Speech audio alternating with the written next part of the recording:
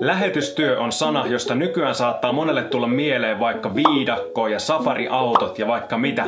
Nykyään kuitenkin lähetystyötä on olemassa tosi monenlaista ja tällä videolla mä kerron meidän lähetysmatkasta Itävaltaan.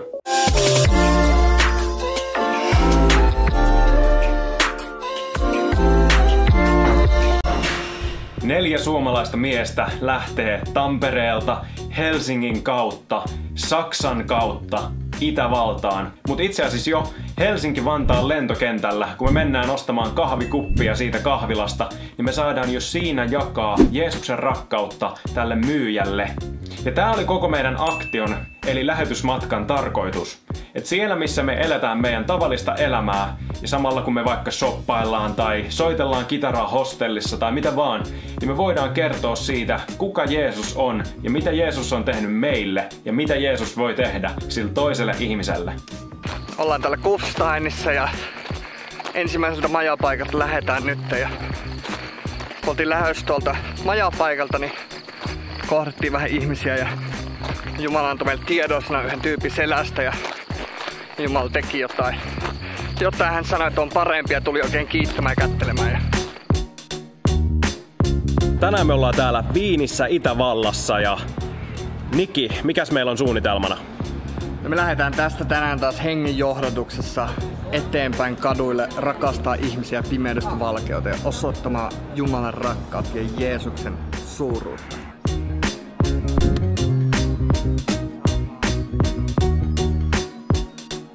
Yeah, you can stand and I can walk and pray at the same time. Okay.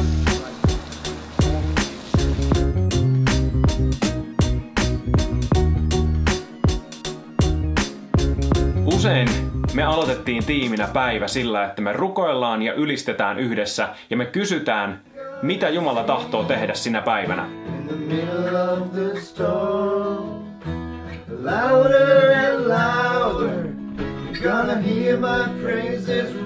Kiitos Isä siitä, mitä sä tuut tänään tekemään meidän kautta. Me halutaan vaan antautua sulle. Isä, tee mitä sä tahdot tehdä. Me kuljettiin kaduilla, rukoiltiin ihmisten puolesta, juteltiin ihmisille, soitettiin kitaraa erilaisissa paikoissa ja laulettiin. Mutta me nähtiin se, miten ihmisiä tulee uskoon, ihmisiä paranee ja vapautuu vihollisen voimista.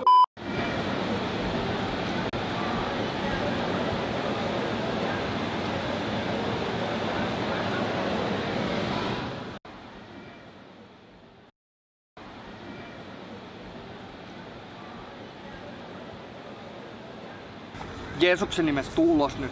Nyt! Tule ulos nyt Jeesuksen nimessä. Tule ulos. Sä tuut ulos. Sulle ei mitään oikeutta olla hänessä. Tää nainen kuuluu Jeesukselle. Edellinen tilanne tapahtui yhtäkkiä kauppareissun yhteydessä. Nainen tahtoi ensin ottaa Jeesuksen vastaan elämäänsä ja samalla kertoi tahtovansa vapauteen demonisista siteistä. Niki alkoi rukoilla kauppakeskuksessa hänen puolestaan, mutta koki parhaaksi lähteä läheiseen puistoon. Siellä hetken rukouksen jälkeen nainen vihdoin sai vapauden. Keskustelun kautta kävi ilmi, että nainen oli koditon ja oli juuri matkalla myymään omaa kehoaan. Maksoimme hänelle 1 yön turvallisessa hostellissa ja tapasimme hänet seuraavana aamuna. Monista syistä johtuen hän kuitenkin päätti palata ystäviensä luo, jonka jälkeen emme enää saaneet häneen selvää kontaktia. Muistamme naista edelleen rukouksin, sillä hän oli vakavasti huumeriippuvainen eikä elä terveissä olosuhteissa. Siinä sivulla tietysti me elettiin meidän tavallista arkea.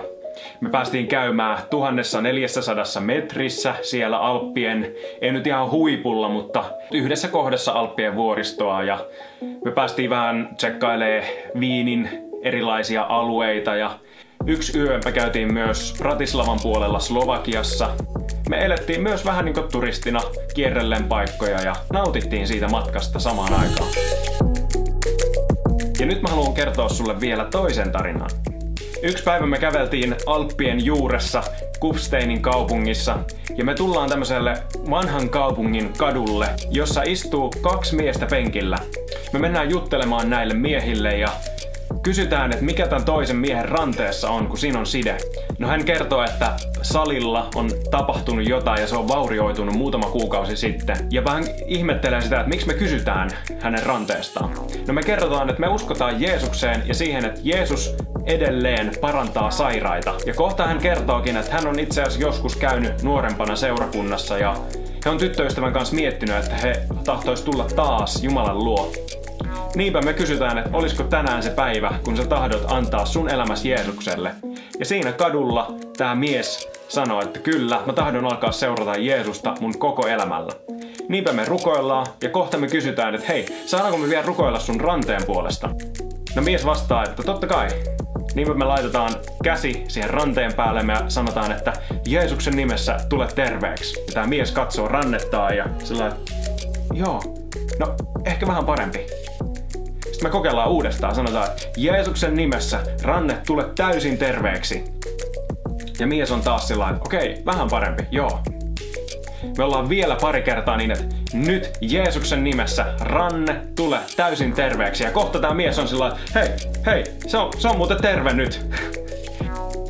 Niinpä me juhlitaan siinä hetken aikaa ja otetaan tämän miehen yhteystiedot ja se toinen mies, joka siinä vieressä oli, niin se oli lähtenyt takas töihinsä, koska häntä ei ilmeisesti näyttänyt kiinnostavan hengelliset asiat.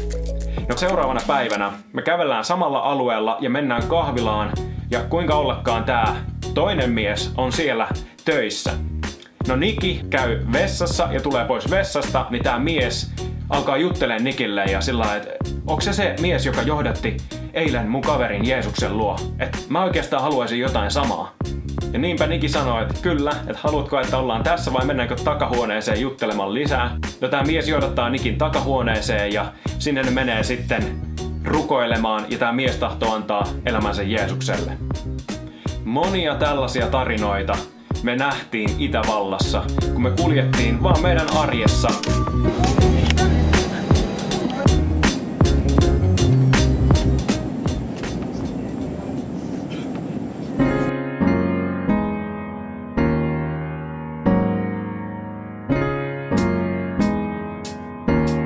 Lähetystyö mulle tarkoittaa sitä, että Jumala on kutsunut mut mun arjessa sekä Suomessa että ulkomailla heijastamaan Jeesuksen rakkautta muille ihmisille. Mä voin tehdä sitä monin eri tavoin, vaikka ostamalla jollekin kahvikupin tai auttamalla jotakin käytännön asioissa, mutta erityisesti mä tahdon aina olla kertomassa siitä, miten Jeesus on muuttanut mun elämää ja miten Jeesus voi muuttaa sen toisen elämän. Jos sulla on kysymyksiä lähetystyöstä, niin laitapa tohon alle viestiä tai voit laittaa mulle myös yksityisviestiä Instagramissa tai Facebookissa. Suomessa ollaan.